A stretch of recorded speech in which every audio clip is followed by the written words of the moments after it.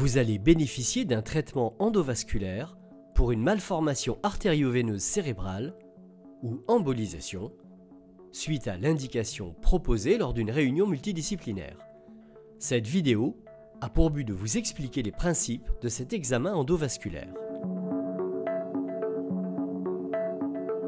L'intervention se déroule sous anesthésie générale, sous contrôle radiologique par rayon X, dans le bloc opératoire de neuroradiologie interventionnelle.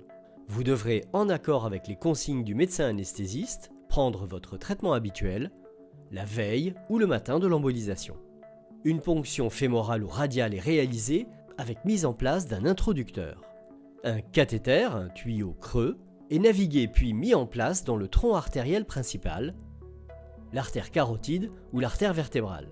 Ensuite, un cathétérisme coaxial suprasélectif des vaisseaux nourriciers de la malformation est réalisé à l'intérieur du cathéter porteur. Généralement, plusieurs pellicules sont embolisées au cours d'une même session, soit par injection intralésionnelle de colle, un matériel acrylique NBCA, soit par injection d'onyx ou de squid, à base d'agents emboliques liquides non adhésifs. Le NBCA est injecté après avoir été mélangé avec du lipiodol, ce qui le rend plus visqueux et ralentit sa polymérisation. Ce mélange liquide se solidifie après le contact avec le sang et forme alors un conglomérat pâteux qui va occlure les vaisseaux de la malformation artério-veineuse. La quantité de lipiodol permet de régler la rapidité de la polymérisation. Certains cas de fistule à très haut débit nécessitent l'utilisation de colle pure ou l'utilisation de ballons pour ralentir le flux et éviter le passage de la colle dans la veine de drainage, ce qui pourrait entraîner une occlusion précoce de la veine.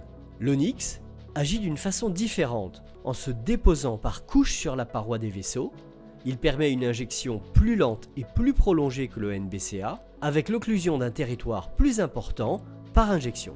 Plus récemment, et dans les indications très précises, une embolisation par voie veineuse rétrograde est possible. Elle suppose une oblitération complète du nidus dans une seule séance.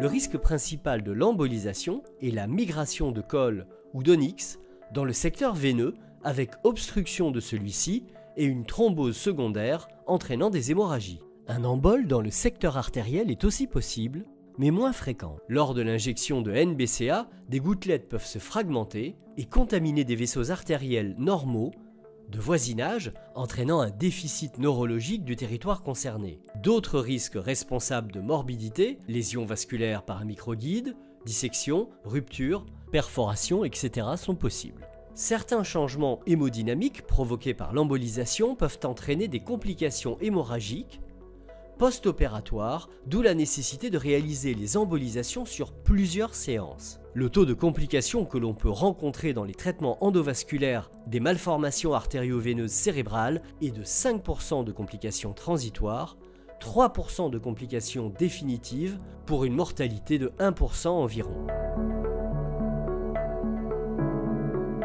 À la fin de l'intervention, et après retrait de l'introducteur, vous êtes réveillé, un scanner cérébral est demandé, et vous êtes ensuite transféré en salle de réveil pour une surveillance pendant 24 heures. Dans quelques rares cas, et en accord préalable avec le patient et le neurochirurgien, lors de la dernière séance d'embolisation, le patient est transféré d'emblée au bloc opératoire pour une résection chirurgicale du reliquat malformatif. Le but est d'éviter un saignement post-embolisation après occlusion dans la veine de drainage. Le lendemain, dans votre chambre, à l'étage, vous êtes déperfusé, les traitements usuels sont poursuivis et vous restez alité. Vous pouvez vous lever à J1. Si tout va bien, vous sortez à J4. Pour la sortie, le traitement Péros est à poursuivre et vous bénéficiez d'un arrêt de travail d'1 à 2 semaines. Vous serez revu en consultation avec votre neuroradiologue interventionnel référent et si besoin, vous bénéficierez d'une IRM de contrôle. La poursuite du traitement sera fixée par la suite. N'hésitez pas à interroger le médecin que vous verrez en consultation, ainsi que le reste de notre équipe, qui se feront un plaisir de vous répondre. Nous sommes également joignables via notre secrétariat par mail ou par téléphone. En cas d'urgence vitale uniquement, veuillez contacter le SAMU au 15.